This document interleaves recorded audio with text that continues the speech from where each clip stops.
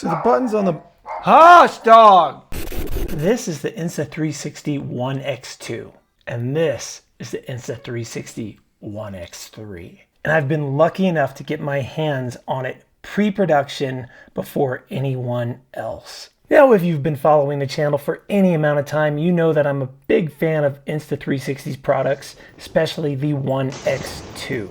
This is one of the most affordable, best 360 cameras on the market, and I use it in a lot of the videos here on this channel. I've been very excited as I wait, just like the rest of you, for the Insta360 One X3. Now let me clarify, once again, this is a pre-production model. They did not send me this. I was able to get my hands on it, so I don't have to say anything all flowers and butterflies about it if I don't want to. But I do have to take into account that this is a pre-production model, which means that a lot of the features on it probably are not working properly yet. I'm gonna guess that when the final version of this camera comes out, knowing Insta360's reputation, this thing will be killer. Now, since I don't have the finished version of the software that goes along with this, I can only edit the 360 footage on the computer with the Insta360 app. So in this video, I wanna just touch over some of the things I've found about it physically, as well as what I see with the Picture 360 software and added features on here. And there is one really cool one that I'm gonna mention before this video is over. Putting them side by side, they are almost exactly the same size. They seem to be about the same height, if you can tell. But when you turn them sideways, the X3 is wider than the X2. Now, I doubt in the finished product that's gonna affect the stitch line so much, because the GoPro Max is still pretty much wider than this. The GoPro Max is definitely just slightly wider than the X3. Where, if you can tell, the X3 is slightly wider than the X2. They are very similar builds on the outside. Of course, you've got two lenses for the 360 camera, and just like the X2, the X3 can take single lens mode, video, photos, and all that, which you can reframe after the fact. On one side, you still have the power button, but you have a additional button to be able to switch through the modes. Sort of like how on a GoPro, you can tap the power button once it's on, and if you just tap it, it switches into different modes. That's sort of what this does too. And on the other side, you see the door is removed. That's where the USB-C connection is. For the X3, it still also has a similar battery. Now this, I wasn't expecting. I pulled the batteries out, and the new X3 is 1630 milliamps, where the X2 is 1800 milliamps. So you're probably going to get a little bit of a shorter lifespan out of the X3 than you do the X2. Besides that, they're pretty much the same exact dimensions, although the door cover on the X3 is slightly wider than the X2. Before we get too far in this video, if you like learning about 360 cameras, GoPros, drones, and how to use them in different terrain like the mountains, traveling, even going to Disneyland to have a family vacation, then make sure you are subscribed to the channel, because that is the kind of stuff I do. I'm gonna go over as much as I can with this pre-production model. Later in this video, I'm also gonna be showing you some of the actual footage from this camera. It has jumped up, I think it was 18 in the X2 to around 72 in this one for still photos, which is a huge increase. We're also gonna try out some of the modes, and I'm gonna show you a few of the features that are available and hopefully will be locked down more so when the production model is released. One of the new modes on this camera is Me Mode,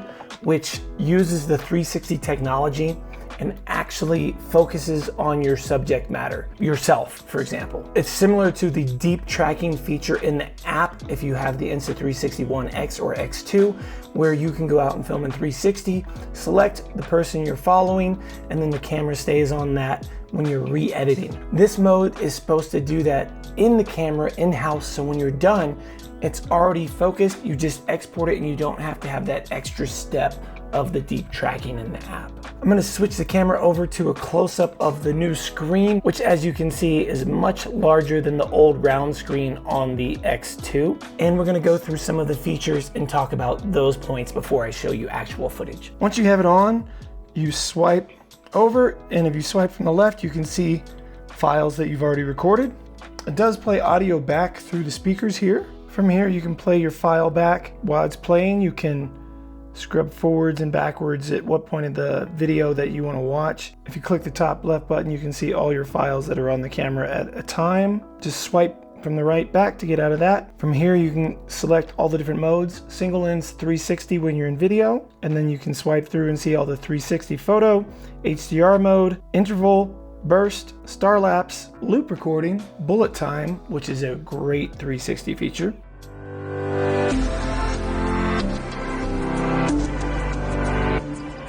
Time lapse, active HDR, and then back to regular video.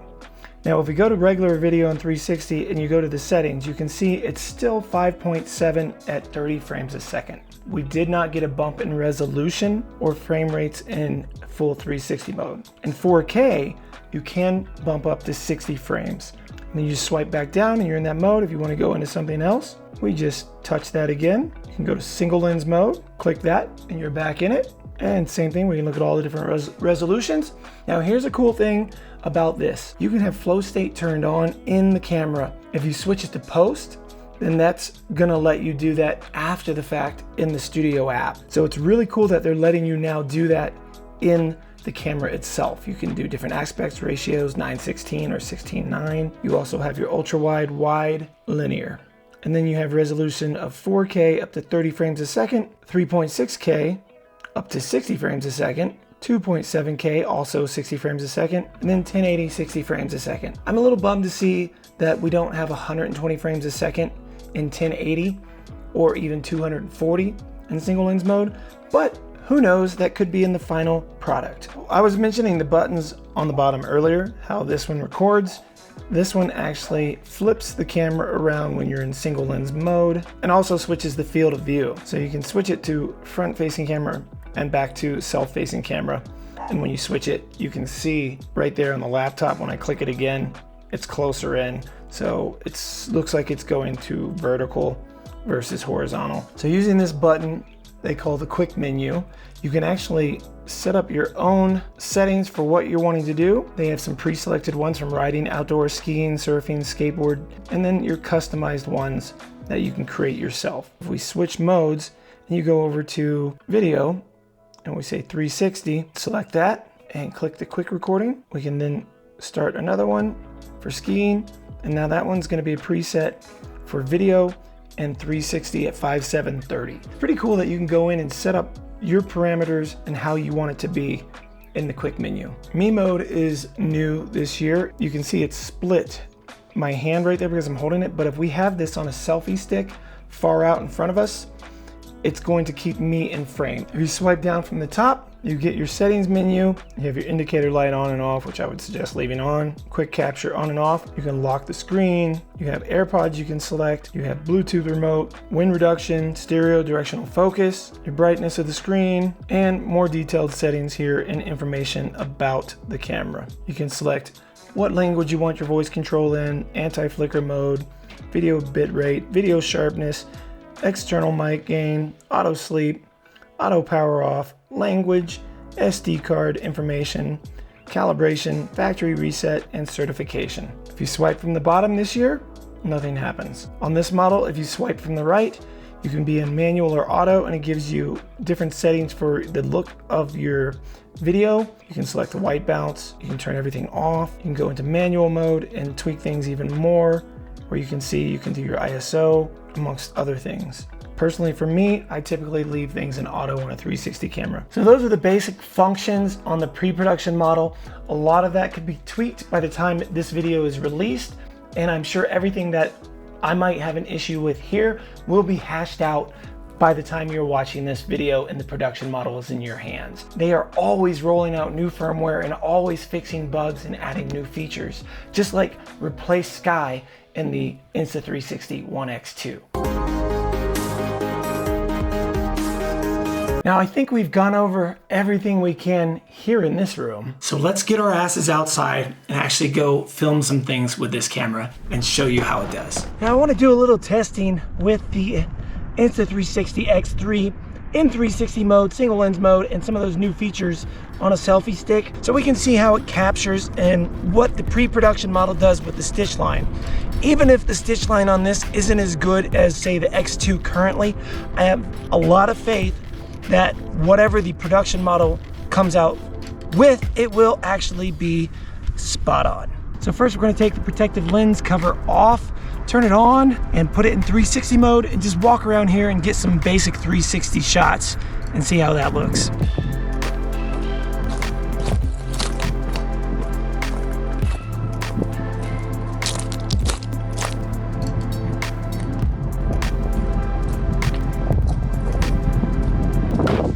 Now we're also checking the audio out right now to see how the audio is recording. There's a light breeze going through here. It's been raining on and off on me as I film this video.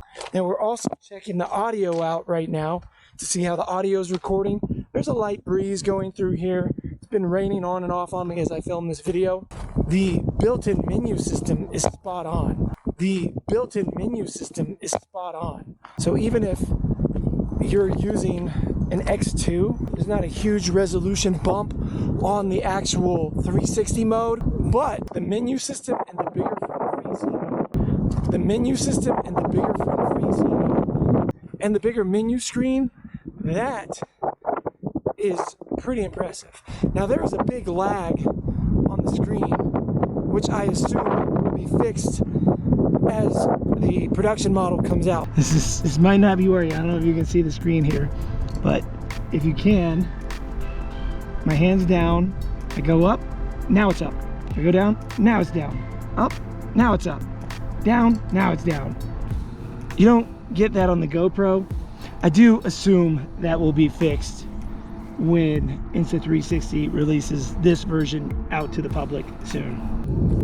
Now, how is the audio right now in the 360 mode? I'm talking loud because it is windy all of a sudden. The winds have picked up, and from what I understand, the wind cancellation in it isn't finished yet. They're still working on that algorithm for the camera. Now, how is the audio right now in the 360 mode? I'm talking loud because it is windy all of a sudden. The winds have picked up, and from what I understand, the wind cancellation in it isn't finished yet. They're still working on that algorithm for the camera for an update for the finished version. So it'll be interesting to see how it is right now, because I haven't heard any of this footage yet. You have though, so what do you think? It'll be interesting to see how it is right now, because I haven't heard any of this footage yet. You have those, so what do you think? One of the coolest built-in features to the camera itself is bullet time. And to do that, you need either a string to tie to the camera. They sell those at Insta360, or this additional stick that you screw into the other pole. And the whole point of that is you're gonna swing it around your head fully extended. I've done this snowboarding and doing skateboarding and other activities, not just walking around like this. So I'm gonna include those that were done on the Insta360 1X as well as X2, so you can sort of see what this looks like done in motion instead of just me walking around. But this is gonna show you how goofy it actually looks when you're just doing it, because it does look goofy. And depending on how fast you swing it, it slows it down in post, and you can go from slower to faster. And it gives you completely different looks. So those are the basic functions on the pre-production model. A lot of that could be tweaked by the time this video is released, and I'm sure everything that I might have an issue with here will be hashed out by the time you're watching this video and the production model is in your hands. That's really all I can show you in this video, because it is a pre-production model and I only had it for a few hours. I wanted to make sure that I went over the menu screen, because that was one of the big changes to this, as well as mention just a few of the other things that I noticed that were updated on this camera. If you want to learn more about the Insta360 1X3, 1X2, GoPros, and drones, make sure you are subscribed. I'm going to be putting up a video of just 360 footage on a motorcycle, showing you the X2 and the X3 side by side. I am hoping to get my hands on the Insta360 1X3 so I can do more detailed videos teaching you how to use bullet time and other features, as well as the GoPro 11 and the Osmo Action 3. So stay tuned to this channel, and in the meantime, if you want to help support the channel, check the links in the description to pick up some of your custom merch drawn by me, truly, Sean Oz, here at the World of Oz. And until next time, I'll be seeing you.